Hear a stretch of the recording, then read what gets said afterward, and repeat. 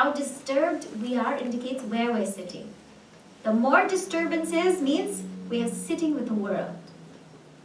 The least disturbances means we're sitting with God. Ut asina. Gatavyatha. From whom all troubles have gone. Does this mean that no trouble comes to them? It can come to them, but it doesn't trouble them. So for this bhakta, stress, tension, worry, anxiety is not part of their vocabulary. It doesn't exist. Because although challenges may come, it doesn't trouble them. They know how to stay centered and how to stay focused. They know how to deal with things. So there's never a question of like, oh, stressed, they're stressed out, or that they're worried, or they're tensed, or they're anxious. No. They know how to face life. They've equipped themselves well. And especially if they take all of it as a play, then how can they be so troubled by anything? How can they be so affected? How can they be so crushed? So although challenges are there, they're not troubled. Although disturbances are also there, they're not disturbed. Although sadness is there, they won't get sad. Sarvarambha parityagi. Parityagi means tyagi, one who has renounced all undertakings. What do you mean this person doesn't act? They've renounced all individual undertakings. So there's never an action that they will do for themselves. It's always, I'm doing this for God. I'm doing this as an offering to God. I'm doing this for the welfare of others. Even the simple act of taking a shower or eating is not, I'm eating because I want to enjoy food. I'm eating to sustain the body so I can fulfill my duties. I'm taking a shower, getting ready, whatever, getting dressed. I'm doing this so I can sustain my body to fulfill my duties. It's never an individual enjoyment or an individual relishing. It's always thinking about what can I do, or why I'm doing this for the greater good. So there's never a, let me start this video thing and I want to get 12,000 likes because I want to be so popular and I want everybody to know who I am. There's never a thought like that because they're not doing anything for their individuality. The real bhakta, their individuality has melted to a great extent, so much so that God lives in them. We saw that they live in God, but more so, God comes to live in them. So they have no notion of who they are. As far as they're concerned, God is walking through this body. God is being through this body. God is working through this body. Their individuality is gone. So for what are they going to do any individual work? So they may act, they may do, they may work, but it's only for the welfare of all because their individuality has gone. It's lost. They've surrendered it. That's a bhakta. This bhakta is very dear to Bhagavan. Yo na hrishyati na dveshti,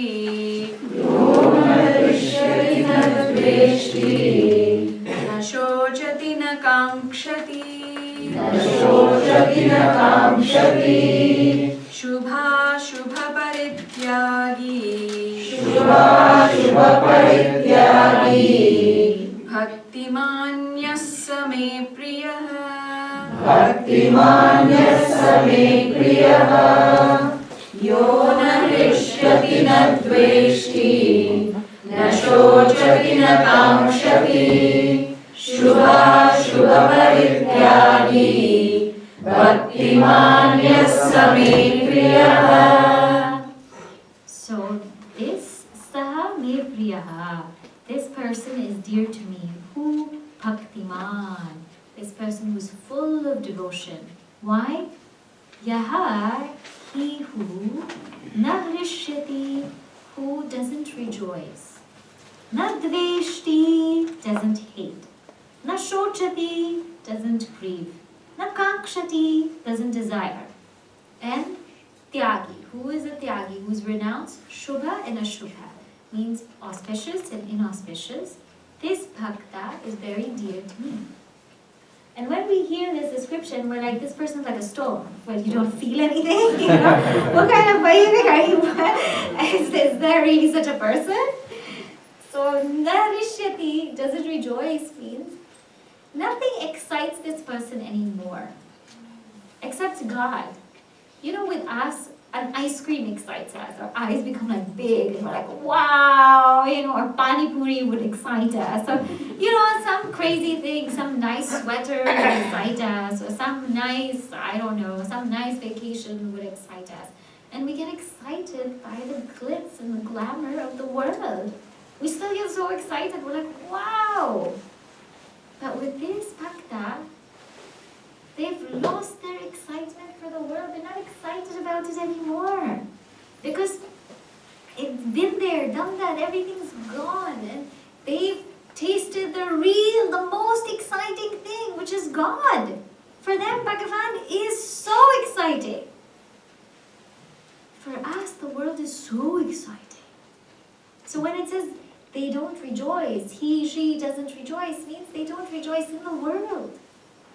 Because they rejoice in God. And that's actually the true joy. What we're experiencing is fake joy. And we think it's real joy. It's the saddest thing, right? It's like a bootlegged video, right? It's like fake joy we're experiencing and we're rejoicing in it. If only we knew what the real joy tasted like, we would stop rejoicing. Nadveshti, and they don't hate anybody. And we saw this already. Adveshta sarva bhutana. There's no hate because everyone is a teacher, everyone is a part of God's plan, and everyone's here to make us stronger, to make us better. There's a purpose for every single being in our lives. So there's no hate. You're part of it. Let's play. Let's engage in this. Na dveshti, na shochati, doesn't grieve. So if something happens, they don't grieve. So many times when we lose somebody, there's a lot of grief that happens. But you remember what Lord Krishna said in chapter 2? Na nushochanti panditaha. Means the wise, they never grieve. They never grieve. Why? Because when things happen, if I get shaken up, I become weak. I become unable to deal with things properly. For example, if there's a loss, and if somebody passes away, then you also break down. Then they have to take care of two people, right? They have to take care of two people. Then they have to pay attention to you. They have to worry about this. They have to worry about you. You become part of the problem. You become part of it. But when you stand apart from that grief and say, okay, this is a very sad thing that happened, and it's happened, but let me remain strong. Let me be part of the solution and not part of the problem. Then we can actually help people who are grieving. We can actually be the ones who are helping those other people who are feeling bad, instead of being another one there who everybody has to worry about and take care of. So not grieving is not seen as being stone-like. It's actually being a pillar for all those who are grieving. Somebody has to be the pillar, right? And it has to only be you, because you have this knowledge.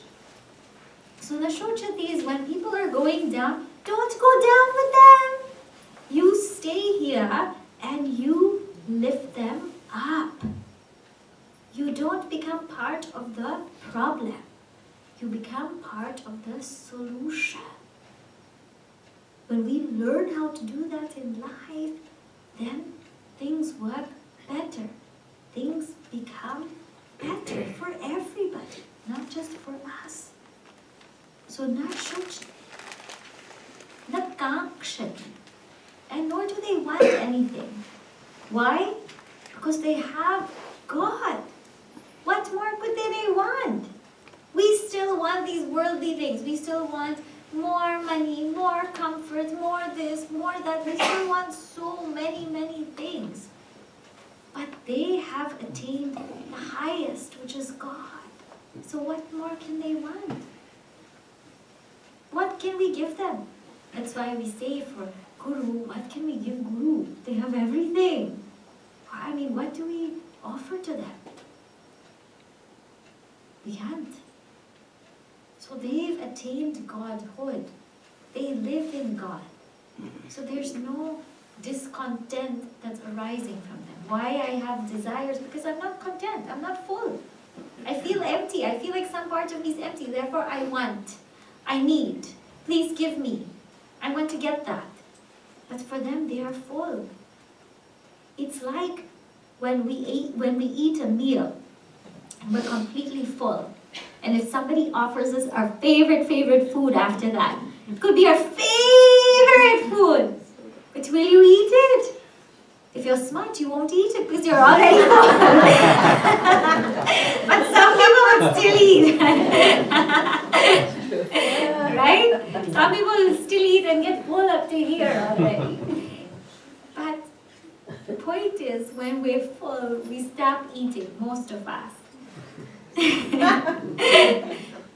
They're full of God. So they've stopped eating, craving, wanting. When do we crave food? When we're hungry. They've had God. So they're not craving for anything anymore. Their hunger is gone. Their thirst is gone. Their longing has gone. They're satisfied.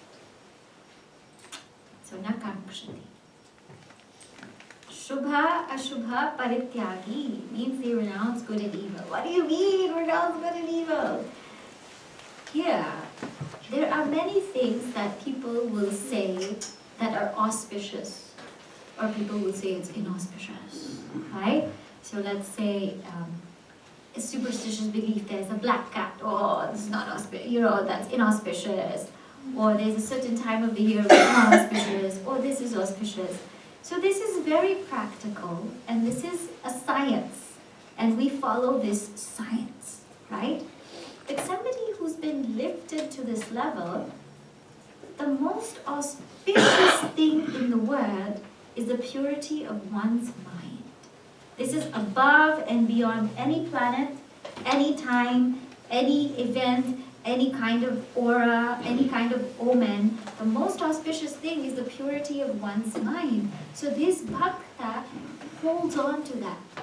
So they're not as concerned anymore about this is auspicious time, this is inauspicious time, this is work, this doesn't work. They're not so concerned about that anymore, because as far as they're concerned, when their mind is pure, that's auspicious.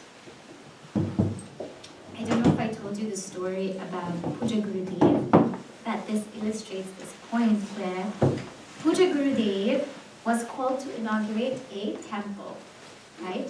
I think it was a school or a temple. And Gurudev's schedule was so busy, so extremely busy, that the only time you could go was, let's say it was Sunday. You could only go Sunday between 3 to 6. And so he said, only this time I can go, and then after that I have to take a flight in the airport.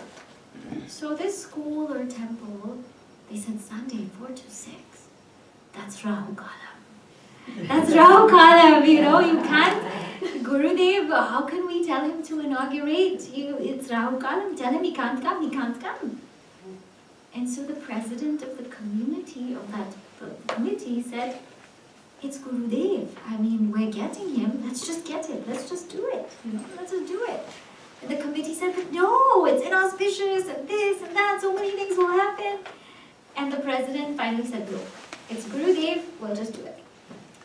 So the president told Gurudev about all of these things happening. And Gurudev just laughed and laughed. And so he goes to this inauguration. And Gurudev, like so bold, and he walks, and he walks, and he walks. And he goes into the mic, and he's aware about everybody. He's aware of what everyone's thinking. And before he even starts, he said, don't worry. I told Rahu to wait outside. I love this story because it just proves that, when you have somebody like that who's so auspicious, how can we say anything?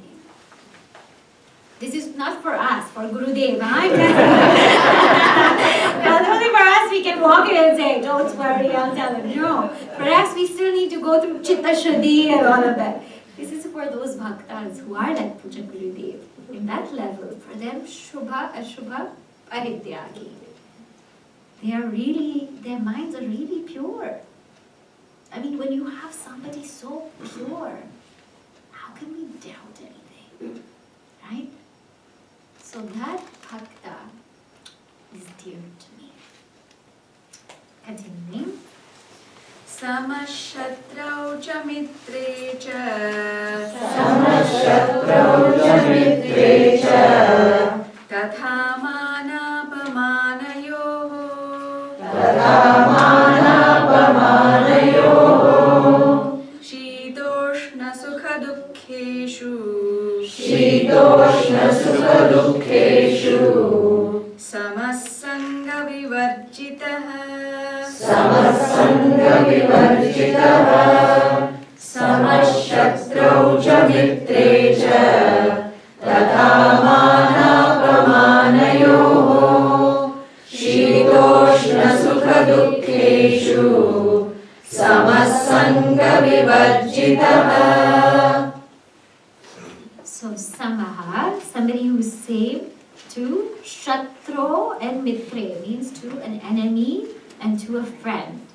And Tatha Mana Apamana, somebody who's the same in honor and dishonor.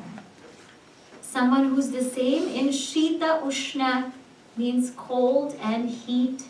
Sukha Dukkha, joy and sorrow. And somebody who is Sangha Vivarjita, free from attachment. So, here, somebody who's same to friend and foe. How do you do this, right? How do you do this? But look at Lord Krishna's example, right?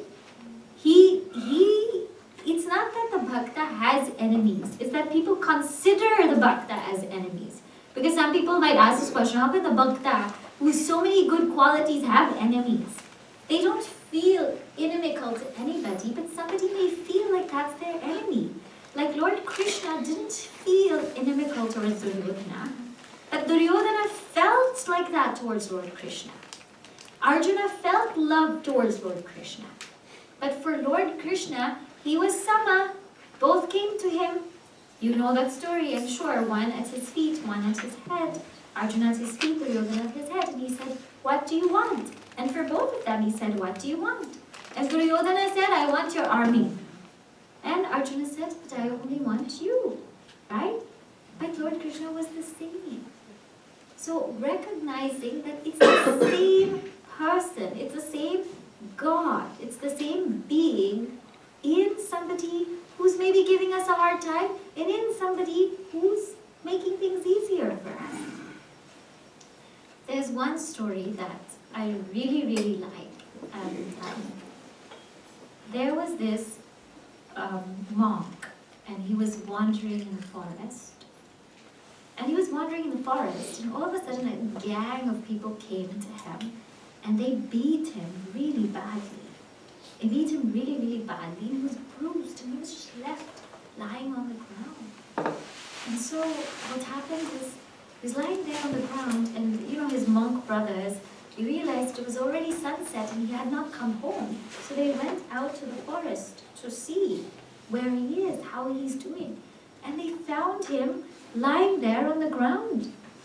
And they took him back, and he was partly conscious. He didn't know what was happening. And they nursed him, they put him on the bed and everything. They let him stay there. And after that, they put water on his face, and they started to feed him. So they asked him, they said, who is the one who hurt you in the forest? Who's the one who did this to you? And you know what the monk said? The one who's feeding me.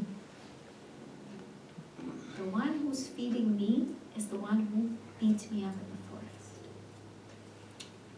Do you see what awareness this monk has?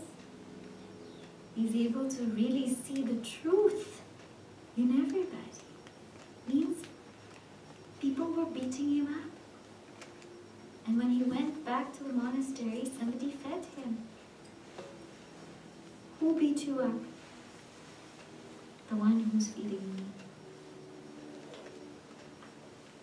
This is Sama Shatru Mantre. How we are able to, even if someone is really giving us a hard time, still see that same truth in them. Still see it no matter what. And our bhaktas didn't have an easy time.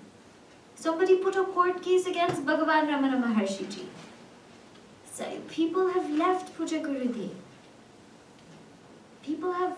Our bhaktas didn't have an easy time. But they always kept their cool, kept their calm, and they still saw the same truth in them. That's a test. How do we do that? It's very, very hard.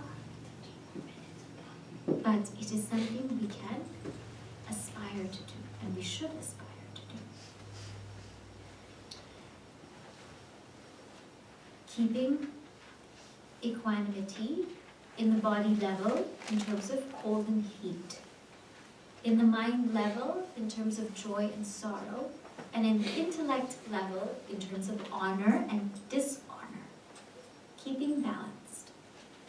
So this we know. We saw in Bhagavad Gita chapter 2, Lord Krishna tells Arjuna that Mata Sparshastu Kaunteya Shitoshna Sukha Dukkha Daha Agama Payino Anitya Tanstitikshasva Bharata. Says, oh Lord Krishna says, oh Arjuna, this cold and heat, this joy and sorrow, they're agama and apayina, means they keep coming and they keep going. They keep coming and keep going. So just endure them, because they're not permanent. You know this about what makes a sad person happy and a happy person sad, right?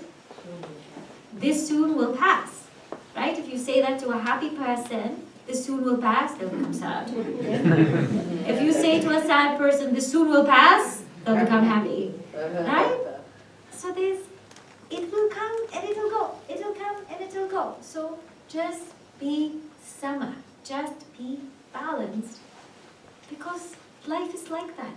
We've seen it. As far as honor and dishonor, this one really takes us, you know. There are times where people really honor us and really acknowledge us and pay attention to us and are so nice to us. And there are times where they pretend that they don't even see us. And they don't even talk to us. And they don't even acknowledge us. And we're feeling, what's going on? But the world is like this. It's really like this. 1 minute we're up, next minute we're down. So to remain balanced, knowing that it's all temporary. One level to know is it's just a play. It's just a movie. Another level to know is it's temporary. It's up today, it's going to be down tomorrow. Right? It's like our health. It's up today, it's down tomorrow. Every morning there's health bulletin. Today is this ache. Tomorrow is this ache. Tomorrow something with the stomach. Tomorrow something with the head. We've all experienced this, right? It just transfers. I mean, that's all that really happens. Every day there's something or the other. Have we met anybody who's free from this pair of dualities? Nobody's free from it. Nobody's. So why sit there and complain about something that is going to happen? We'll sit here and complain, winter is going to come, winter. I mean, it's going to happen. Hasn't it been for the past 40 years, 50 years of your life, winter's been coming, right? Why sit there and grudge? It comes, isn't it? Why sorrow's coming in our family right now? Well, you can't always have joy. Kabhi kushi, kabhi gum. Right? Even the Bollywood industry, they also know. It's never, There is never any TV show, any song, anything that always happy. There will be some sadness there. And there's never always, and there will be some happiness there. Because this world's package deal. Sukha, dukkha is there, for sure. Right? You get a new job, and then there's going to be some dukkha, some boss we can't get along, some co-worker, this and that. You want a family, sukha. There's good, and then there's a lot of things you have to take care of there also. It's a package. Life is a package of dualities, of pairs of opposites. And just accept it and know that it will come, it will come. So in this way, they remain sama, in sangha vivarjitaha. They are free from attachment. They're free from attachment to people, to places, to things, to experiences, because they're attached to the highest. When we're attached to God, then we can truly detach from everything lower. But when we are not attached to God, it's very difficult. And people hold on to these attachments. They hold on because it makes them feel good, it gives them something. But that attachment is equal to sorrow. Every time I have an attachment, it means sorrow. It's just a matter of time. Because either you lose it, they go away, they don't care for you as much, something happens or the other. So if we're attached to God, then all these detachments can go. But if we're not attached to God, then for sure we're going to be attached to the world and we're going to be hit hard. You saw in Bhaja Govindam, the world will drop you.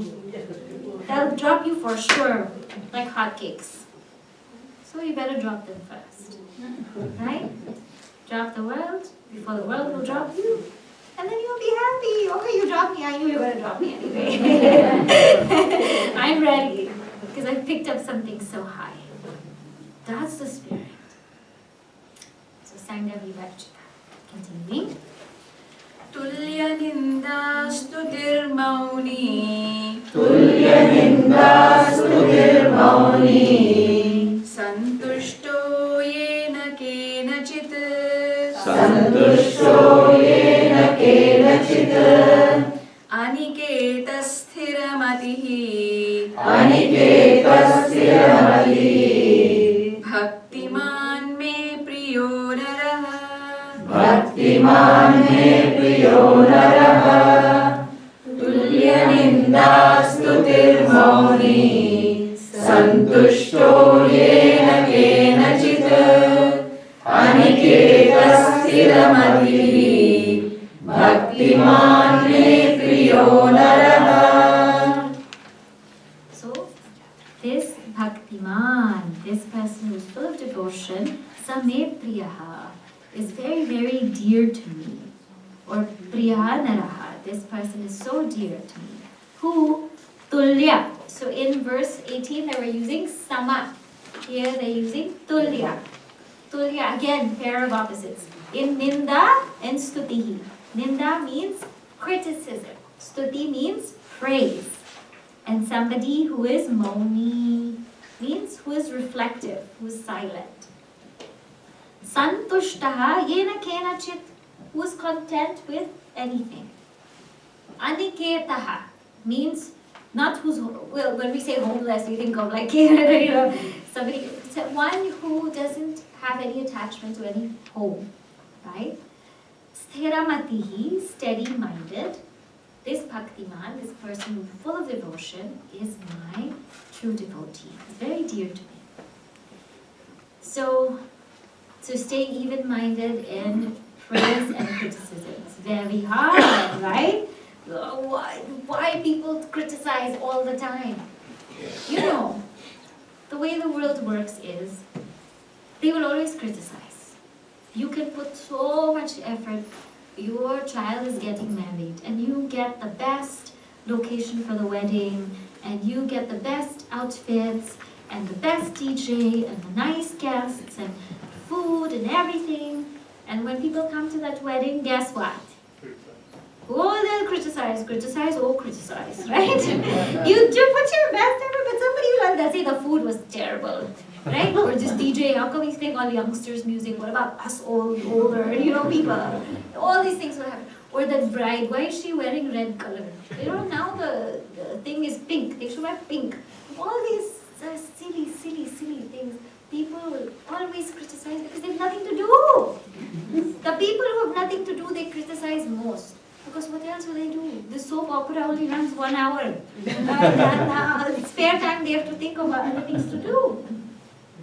So one is to understand that the world works like that, and there will always be criticism. There will always be criticism. But for Bhakta, if the criticism is genuine, then take it. But if it's not genuine, then don't take it. We're foolish people. When fools criticize us, we're taking it so seriously. They're fools. Why are you listening to their criticism? When a saint, a sage, a learned person criticizes constructively, that's worth taking. But if some John Dick Harry on the road is going to criticize you, wow, what is this, Although there's no point listening to that criticism. There's no point, because what does that person know, right? If somebody comes up to me and says, why are you always wearing yellow? What is this? You don't have any clothes or what? Right? I'm not going to listen to that because that person doesn't know. So there's no point. So we also should know when to take criticism and really understand it and evaluate, and when to not take it. That's from Ninda. In Stuti also, when to take Stuti means you don't really take praise, because it's all Bhagavan's grace, right? So if anybody praises us, it's only because of God. It's only God's grace. It's not like we did so much. I mean, people will tell us, oh, okay, this is good, this is that, this is good, whatever. But, I mean, when we look at it, it's like, for this to happen, for us to sit here, for us to dwell on the Bhagavad Gita, first Lord Krishna has to be there, Arjuna has to be there, Mahabharata has to be there, Vyas Maharishi Ji has to write this, and then all of these shlokas have to be there, this ashram has to be there, people have to come, so much effort has to go into it. Then how is it that we can take credit and say, yeah. So much has gone into everything that if praise comes, it's only praise for God for bringing everyone together. It's only praise for God for making it happen. It cannot be just an individual effort. So when we are praised, we offer it to God, because it's God's. It belongs to God. Praise those we praise those who are praiseworthy. So in this way, you can remain balanced, because you know what kind of criticism to take. And if there is praise, you know who the real praise goes to.